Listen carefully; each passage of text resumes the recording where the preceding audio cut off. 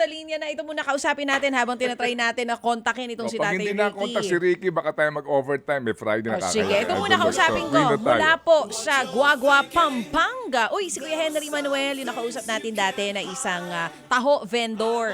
Ang sabi niya doon daw sa lugar nila, araw-araw meron daw protesta. Ba't di nababalita yan, Kuya Henry Manuel? Good morning to you. Ito mula po sa Guagua, Pampanga. 40 anyos, isang construction worker, may asawa at 2 anak, si Tatay Rodolfo Huerta. Good morning, Tatay.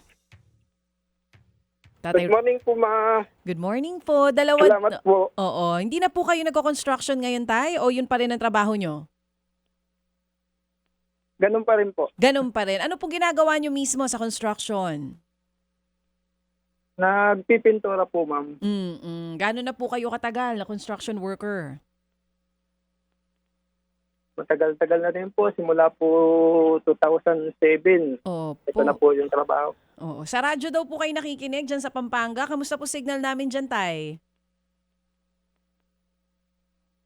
Okay naman po, ma'am. Malakas po. Malinaw. Sa cellphone po ako nakikinig. Sa cellphone po. Cellphone, Opo, sa cellphone po. cellphone radio po? Tama po ba ito? Opo. Oo, sa cellphone Opo, radio. sa FM. Opo. Kano na po kayo katagal nakikinig at paano nyo po na-discover yung programa? Sa radyo po talaga, matagal na po akong nakikinig. Simula pa po 2013. Dati pa po kila Sir Erwin Tolpo. Ganun. Tapos yun nga po, nawala na sila hanggang sa kayo na po yung pumalit po sunod-sunod na. So talagang matagal na kayo nakikinig dito sa True FM. Matagal na po. Opo, sige. Tatay Rodolfo, ano muna yung Bible verse na binigay sa atin kahapon? Ayun po, Acts 5:29. We must, ano po to? We must.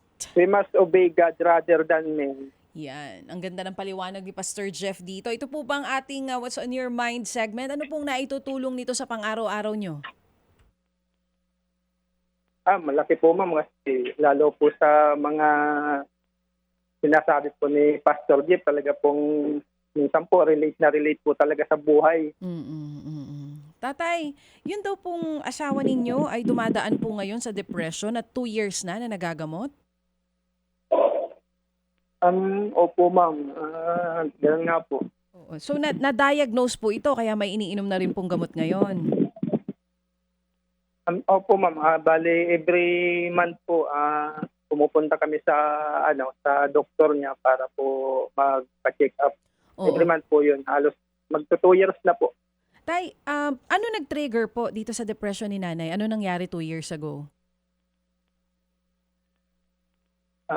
Di ko na po, ma'am, alam. Basta, minsan po kasi madalas siyang, yun po, malungkutin. Tapos, minsan makita ko na lang, umiiyak.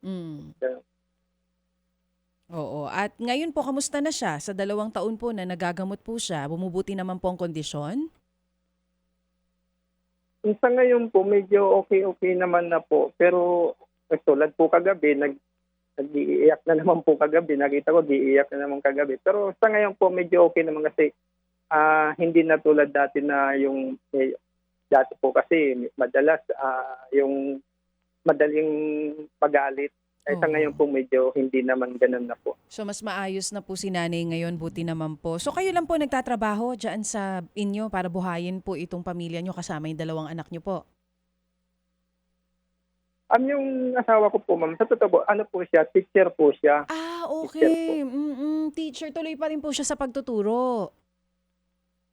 Opo, ng Diyos po, hindi naman po na-apektuhan yung trabaho niya. Thank God. Opo, ilang taon po itong mga anak ninyo? Yung panganay ko po, 11, tapos yung pangalawa ko po, 9. Alam po nung mga bata yung pinagdadaanan ng asawa nyo? Opo, alam po nila. Sige po. Tatay, ito pong 2,000 piso na tatanggapin nyo galing sa Happy Anonymous natin. Saan nyo po planong dalhin? Yun po, ma'am, kasi po, paubos na po yung bigas namin. Siguro po, yun po, sa bibili po ng bigas, tapos po yung matitira, pang dagdag po sa pambili ng gamot ng misis. Magkano po ginagastos ni Mrs. sa buwan-buwan na gamutan po niya? Hindi ko lang po matandaan pero medyo ano po kasi, medyo malaki din po kasi. Sige Hindi ko po. lang po matandaan exact kung magkano po. O sige po. Tatay, kagaya po ng, kung lagi po kayo nakikinig dito, for sure, alam nyo po yung ginagawa natin sa mga nakakausap natin. So unang ugnayan pa lang po natin ito, aantayin po natin yung mga video po. Yung mga video po na ipapadala ninyo. Opo. Pagka naipadala na po yan sa atin, itatawag po kami ulit sa inyo. Pero ngayon po, ang nagbigay po sa inyo, meron na kayong 2,000 piso dito galing kay Happy 11. So abangan nyo po itong 2,000 Maraming piso, salamat po. tatay. Ha? Wag po sa amin, sa atin pong mga Happy Salamat Anonymous. po.